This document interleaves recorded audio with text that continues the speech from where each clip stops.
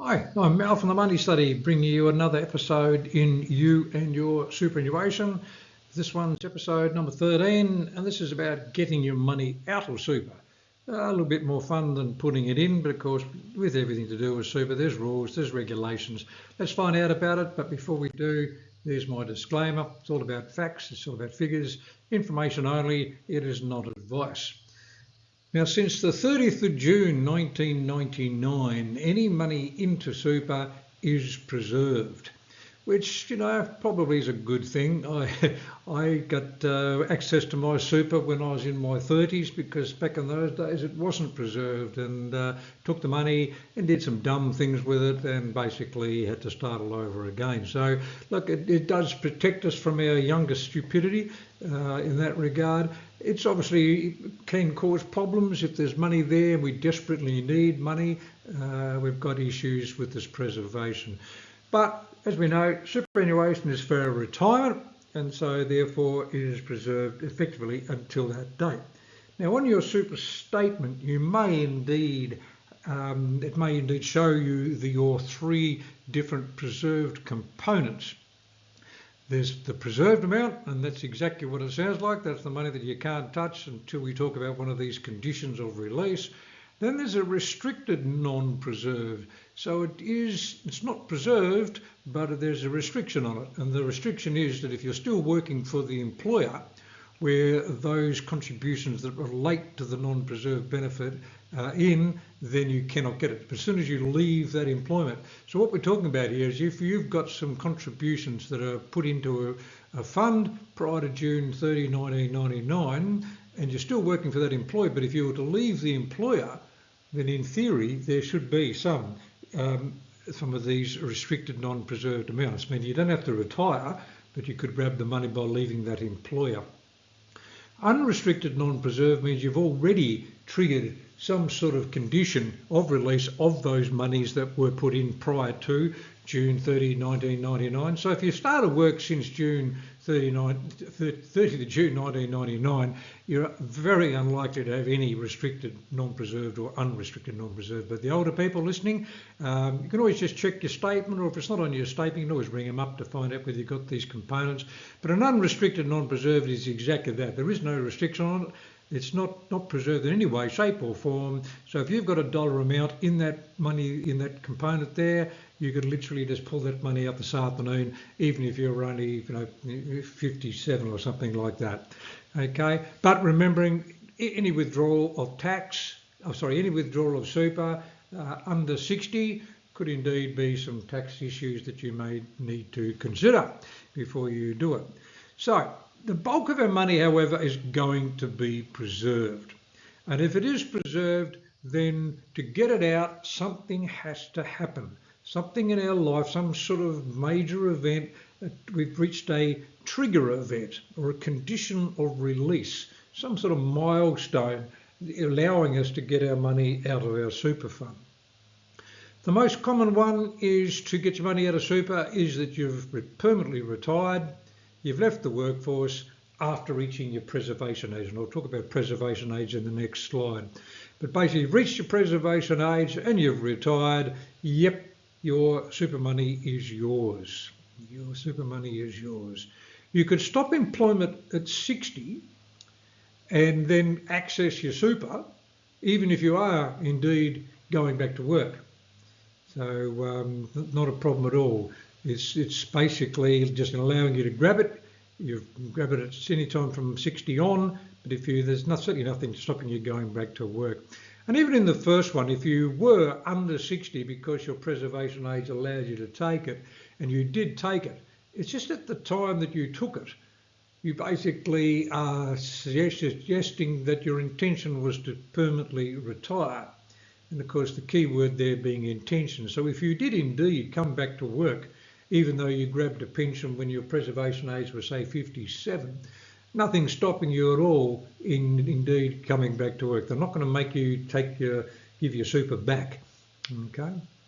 At 65, then you basically can do whatever you like. You can just keep on working. You don't have to resign from your job. You don't have to retire. You can just keep on working if you want to and access your super. There is no preservation age no preservation on super after the age of 65 years of age. So, meaning you could be 66, 67, 68 or whatever and still have an employer contributing into a super fund. You could still be contributing to a super fund, but effectively the money's not locked up. You could pull it out whenever you feel like it. And of course, you're over 60, these accumulation funds, basically all tax-free. Now, obviously, you could get your money out if you were diagnosed with some medical condition, as in invalidity, obviously death that would go to your beneficiary, or terminal illness. Terminal illness is basically where your diagnosis of your health means that you're really not going to live more than 24 months. You're going to die within the next 2 years. So not a nice way to get your money out of super, that is for sure. Special circumstances such as severe financial hardship. Now, severe is definitely the word here.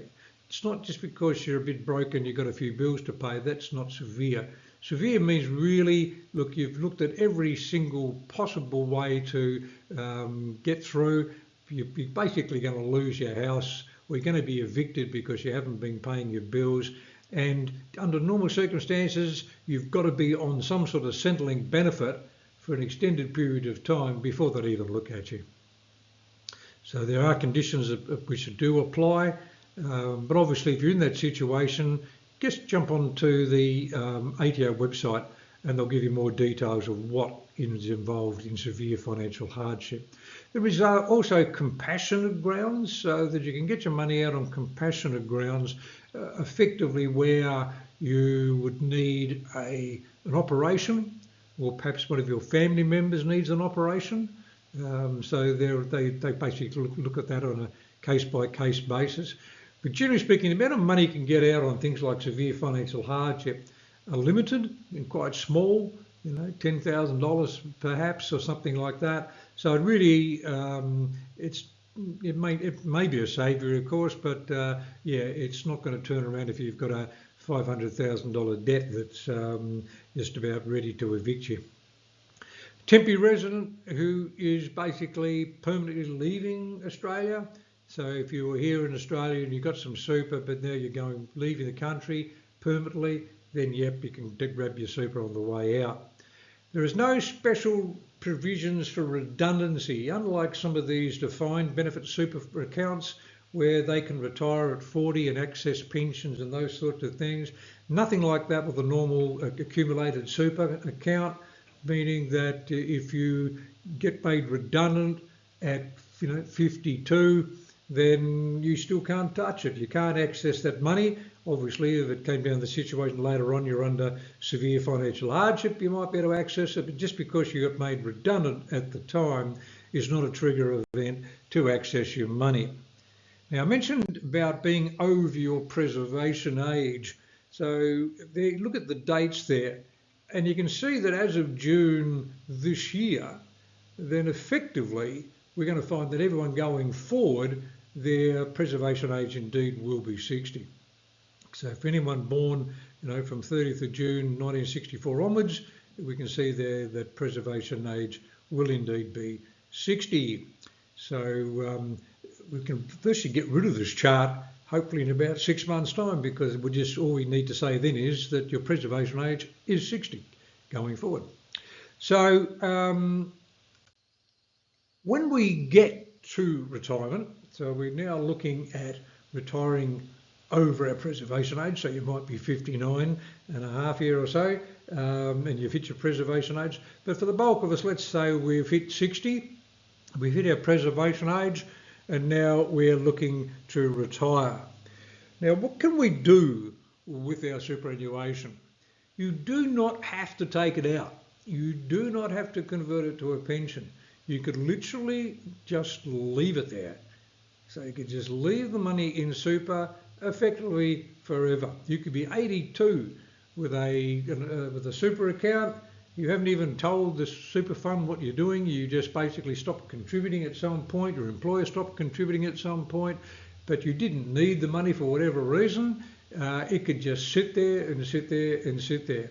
And if you did need the money, all you would do is fill out a withdrawal form, and you could pull out 40,000 to buy a new car, pull out 30 grand to go on a holiday, or do whatever you like. So you can just fill out withdrawal forms whenever you needed the money ad hoc. Not a problem. You can pull the whole lot out and stick it into a bank account, take the whole lot out and go to the Bahamas and drink pina coladas and come back to the country and then put your hand out for settling later on because you've got no money. You can certainly withdraw the lot if you wish. A lot of people pull it out to pay down debt, but of course remembering that you're not going to get age pension from Centrelink until you're 67. So if you do pull money out, and if you've retired at 61 or 62, and you've put all the money out and you throw at your mortgage, it's nice not to have a mortgage, but then what are you living on? If you can't get age pension and you just, got rid of all of your super, you would indeed then either have to go back to work or indeed, apply for some sort of Centrelink unemployment benefit. Not nice.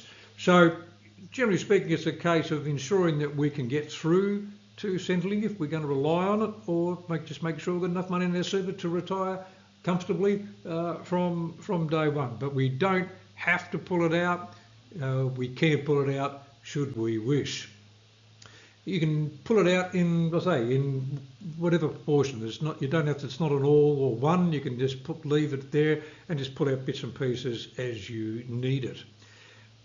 Bulk of people, however, do the third one, where we actually take this money and we put it into an income stream.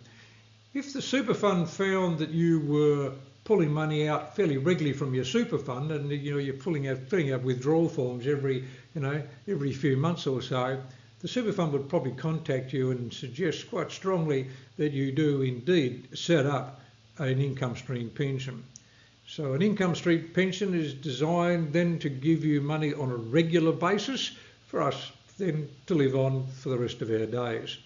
So this is either called an account-based pension, sometimes it's called an allocated pension, or an income stream, flexi stream, all sorts of different names that different super funds use. Generally speaking, it's all the same thing. And I'm going to go through this, exactly how they work in the next episode.